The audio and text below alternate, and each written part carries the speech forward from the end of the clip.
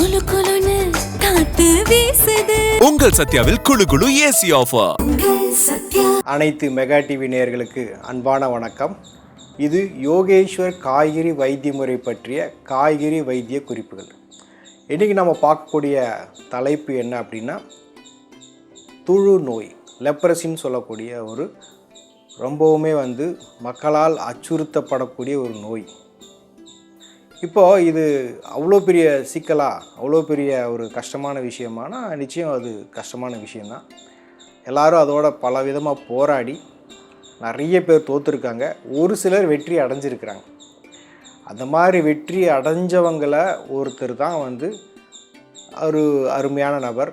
அவர் தேங்காய் பழ சாமியார்னு அவருக்கு பேரே வச்சுருக்கிறாங்க. அவருக்கு அந்த அளவுக்கு இந்த தேங்காயை மட்டுமே சாப்பிட்டு நல்லா ஆயிருக்கிறாரு. என்னங்க, தேங்காய் சாப்பிட்டு சரியாகுமா? ஆகும். அப்போ நினச்சி பாருங்கள், யாரும் பக்கத்தில் கூட நெருங்க முடியாத அளவுக்கு இருக்கக்கூடிய கொடூரமான நோயை ஒரு தேங்காய் காப்பாற்றியிருக்கு. அப்போ அதனுடைய ஆற்றல் எவ்வளோ இருக்கும் யோசிச்சு பாருங்கள். அப்போ அன்றாடம் அதை எடுக்கிறப்போ என்ன பெரிய சிக்கல் வந்துட போகுது? தேங்காயை அப்படியே பச்சையாக சாப்பிட்றது ஒன்று இருக்குது. தேங்காயை கொப்பரை தேங்காய் பல முறை நம்ம சொல்லியிருக்கிறோம். எண்ணெய் பசையோடு நல்ல முற்றிய நிலையில் இருக்கக்கூடிய தேங்காய், அது இன்னும் வீரியமானது, அதுவும் நல்லது தான். அப்போ இந்த மாதிரி ஒவ்வொரு முறை நம்ம தேங்காயை பயன்படுத்துகிறப்பையும் இதனுடைய மகிமையை புரிஞ்சுக்கிட்டு பண்ணணும். இந்த தொழுநோய் ஆரம்ப காலகட்டத்தில் எப்படி இருக்கும், அப்புறம் போக போக ஒவ்வொரு படிநிலையில் அது எப்படி மாறுது, இறுதியாக அது எவ்வளோ மோசமான நிலைக்கு போகுது அப்படிங்கிறதையும் நம்ம கொஞ்சம் தெரிஞ்சுக்கிறோம். அறிகுறிகள் சொல்கிறோம் இல்லையா, அதையை பற்றி நம்ம இப்போ பார்க்கலாம். முதல் விஷயம், தோலினுடைய தன்மை மிக வறண்ட நிலையில், ரொம்பவுமே வறட்சியினுடைய தன்மையில் இருக்கும். வறட்சி மட்டும் சொல்ல முடியாது, ஒரு மரத்து போன தன்மை. அது தொட்டால் கூட அவ்வளோ உணர்வு குறைவாகவும் சில சமயம் உணர்வற்றும் இருக்கும். இது ஒரு முக்கியமான அறிகுறி, தோலில் வெளிப்படக்கூடிய அறிகுறி. இதே போல் தோல் மிகவும் இறுக்கமாக சொல்லுவாங்க இல்லையா, ஸ்டிஃப்னு சொல்லுவாங்க இல்லையா, இறுக்கமாக ஸ்டிஃபாக இருக்கிறது. இது தோலில் வெளிப்படுத்தக்கூடிய விஷயம் நம்ம பேசிகிட்ருக்கோம். அதோடைய நிறம் நிறமற்றதாக போகும். அதாவது எந்த நிறம் இருக்குதோ உடம்புல, அந்த நிறத்திலிருந்து குறைந்து அது நிறமற்றதாக கலர்லெஸ்ஸாக போயிட்டே இருக்கும். அப்போ தோல் பார்த்தீங்க அப்படின்னா மரத்து போகிறது, தோல் வறண்டு போகிறது, தோல் இறுக்கமாக இருப்பது, இறுதியாக நிறமற்று போகிறது. இதெல்லாம் ஆரம்ப அறிகுறிகள். சரி, இதுக்கு மேலே ஒரு அறிகுறிக்காக இருக்குது, இதுக்கு மேலே இருக்குது. அதாவது திரள்னு சொல்லுவாங்க, லம்ப்ஸ், அங்கங்கே கொழுப்பு திரள், தோலில் ஒரு திரள் கட்டி அந்த மாதிரி வரும். அங்கேயும் இது நம்ம கவனிக்கப்பட வேண்டிய விஷயம். இறுதியாக கணுக்கட்டி, அங்கங்கே நாடியூல்ஸில் வரக்கூடிய சிஸ்ட்டு. இப்போ பார்த்தீங்க, முதல் நிலையில் தோல் வறண்டு போகிறது, மரத்து போகிறது, இறுக்கமாக இருப்பது, நிறமற்று போவது, அங்கங்கே கொழுப்பு திரள், தோல் திரள்கள் ஏற்படுவது, கணு கட்டிகளாக மாறுவது. இது எல்லாம் ஆரம்ப காலத்தில் இருக்கக்கூடிய அறிகுறிகள். சரி, இதை அப்படியே விட்டுட்டா என்ன ஆகும் அப்படின்னா அடுத்த நிலைமைக்கு போயிடும். அடுத்த நிலைமை அப்படின்றப்போ அங்கே நரம்பு சார்ந்த பிரச்சனைகள் வரலாம், நரம்புகளிலே தாக்கம் ஏற்படுத்தலாம், தசைகள் சார்ந்த பிரச்சனையாக மாறலாம். இப்போ நரம்புகள்னால் அதிகபட்சம் என்ன, அதிகபட்சம் ஒரு வாதம், பக்கவாதமே வர்ற அளவுக்கு இதில் வீரியம் இருக்குது. தசைகள் மிக கடுமையாக பாதிக்கப்படலாம். அதே மாதிரி மூட்டுகளும் பயங்கர கடுமையாக பாதிக்கப்படும். அவ்வளோ ஒரு நிலைக்கு இரண்டாம் கட்டமாக போகும். இந்த செகண்ட் ஸ்டேஜ்னு சொல்கிறாங்களே, அது ஃபஸ்ட்டு ஸ்டேஜ் இது முன்னாடி சொன்னது முதல் நிலை, இரண்டாம் நிலை, மூன்றாவது நிலை இருக்குது. அந்த மூன்றாவது நிலை நன்கு வெளிப்படையாகவே தெரிய ஆரம்பிச்சிடும். என்ன பிரச்சனைங்கிறது நமக்கே பார்த்தாலே தெரியும். என்ன தெரியும்? இப்போ இந்த விரல் இருக்குன்னு பார்த்தீங்க, இந்த விரல் எல்லாமே ஒரு மாதிரி கோணையாக ஒரு சீராக இல்லாமல் ஒவ்வொன்றும் சுருங்கின மாதிரி விரிஞ்ச மாதிரி மாறிடும். அதே மாதிரி கை, முழங்கை, முழங்கால் இதெல்லாம் வந்து உள்வாங்க ஆரம்பிச்சிடும். விரலும் மாறி மாறி உள்வாங்கும், கோணையாக போகும். கை கால்களும் அது மாதிரி கோணி கொண்டு உள்வாங்க ஆரம்பிச்சிடும். அப்போ இது மாதிரி ஆக ஆக அவங்களால வந்து எந்த வேலை செய்ய முடியாது. அது இறுக்கம் காரணமாக அவங்களால பெருசாக எந்த வேலையும் செய்ய முடியாது. இதுதான் வந்து இப்போ சொல்லிகிட்டு இருக்கிற அந்த இறுதி நிலை. இப்படி தான் போயிட்டுருக்கும். இதில் இந்த மூக்கு கூட பார்த்திங்கன்னா அதோடைய நேர்த்தன்மையிலிருந்து மாற ஆரம்பிச்சிடும். ஒவ்வொரு மூட்டுகளிலுமே கடுமையான வீக்கம், வலி இருக்கும். தோல் கடுமையான எரிச்சல், ரொம்பவுமே எரியும். அப்புறம் இதில் எல்லாத்தையும் தாண்டி இது கூட எக்ஸ்ட்ராவாக இலவசமாக வலியும் வரும். ஸோ வலியும் தாங்கணும். இத்தனை நிலைகளில் 3வது நிலைகளில் இத்தனை அறிகுறிகள் இருக்குது. இப்போ பாருங்கள், தோலில் ஒரு நிலையில் இருந்துச்சு, அப்புறம் உள்ளுக்குள்ள ஒரு உறுப்புகளில் பாதித்து இறுதியில் முடங்க வச்சிருச்சு. இப்படி தான் வந்து தொழுநோய் என்பது ஒரு மனிதனுக்கு தாக்கப்படுவதாக இருக்குது. நம்ம தெரிஞ்சிக்க வேண்டிய விஷயம் வந்து 2 விதமாக பார்க்கலாம். ஒன்று வந்து உடல் ரீதியாக ஆரோக்கியத்தினுடைய அடிப்படை பார்வையில் பார்க்குறப்ப, அந்த கோணத்தில் பார்க்குறப்போ இதற்கு ஒரு தீர்வு வந்து தேங்காய் அப்படின்னு நம்ம சொல்லியிருந்தோம். தேங்காய் சாப்பிடுங்க, ரொம்ப ரொம்ப நல்லது, இந்த பிரச்சனைகளை தீர்வு அப்படின்னு சொல்லியிருந்தோம். அதே மாதிரி இந்த தேங்காய் கூட நம்ம என்ன எடுத்துக்கணும், அந்த திப்பிலின்னு சொல்லக்கூடிய ஒரு காரம் கொடுக்கக்கூடிய ஒரு பொருள். சாதாரண பொருள் கிடையாது, ஒரு மருந்து பொருள்னே சொல்லலாம். மருத்துவம் குணம் கொண்ட வீட்டில் பயன்படுத்தக்கூடிய ஒரு உணவுப் பொருள்னு சொல்லலாம். காரம் கொடுக்கக்கூடிய ஒரு பொருள், சாதாரண பொருள் கிடையாது, ஒரு மருந்து பொருள்னே சொல்லலாம். மருத்துவம் குணம் கொண்ட வீட்டில் பயன்படுத்தக்கூடிய ஒரு உணவுப் பொருள்னு சொல்லலாம். அப்போது அந்த திப்பிலியை வந்து ரசம் வச்சு குடிக்கிறது. அதாவது திப்பிலி, சுக்கு, மிளகு, அப்புறம் சீரகம், ஓமம், சோம்பு, கொஞ்சம் தக்காளி, கொத்தமல்லி, தண்ணியை ஊற்றி இதெல்லாம் அரைச்சி அப்படியே கொதிக்க வச்சிங்கன்னா திப்பிலி ரசம் தயாராகிடும். இதையை நம்ம எடுக்கிறப்போ, நம்ம இதுக்கு முன்னாடி சாப்பிட்டோம் பார்த்திங்களா தேங்காய், அது செரிக்க ஆரம்பிச்சிடும். செரிக்கக்கூடிய தன்மை உடம்புக்கு இருக்குது, அது செரிக்கும், செரிக்காமலாம் இல்லை. இருந்தாலுமே நமக்கு வந்து முழுமையாக செரிப்பதற்கும் வேகமாக செரிப்பதற்கும் உடம்பினுடைய பலுவை நம்ம குறைக்கிறோம். அப்போ குறைக்கிறது அப்படின்னாலே அது வந்து அதோடைய தன்மையை வந்து இன்னும் பன்மடங்கு பெருக்குவதுன்னு அர்த்தம். அதோடைய வீரியத்தை அதிகப்படுத்துறதுன்னு அர்த்தம். அப்போ அதிகப்படுத்த அந்த தேங்காயினுடைய அந்த ஊட்டச்சத்து உடம்புக்கு முழுமையாக எல்லா பக்கமும் போய் சேரும். தேங்காய் எண்ணெயை வந்து பயன்படுத்தக்கூடிய பழக்கம் இப்போவும் நம்ம நாட்டில் இருக்குது. மேலுக்கு பயன்படுத்திக்கலாம், சமையலுக்கு பயன்படுத்திக்கலாம், உள்ளுக்குள்ளாரையும் பயன்படுத்தலாம். அது ரொம்ப ஒரு அருமருந்தாக வேலை செய்யும்.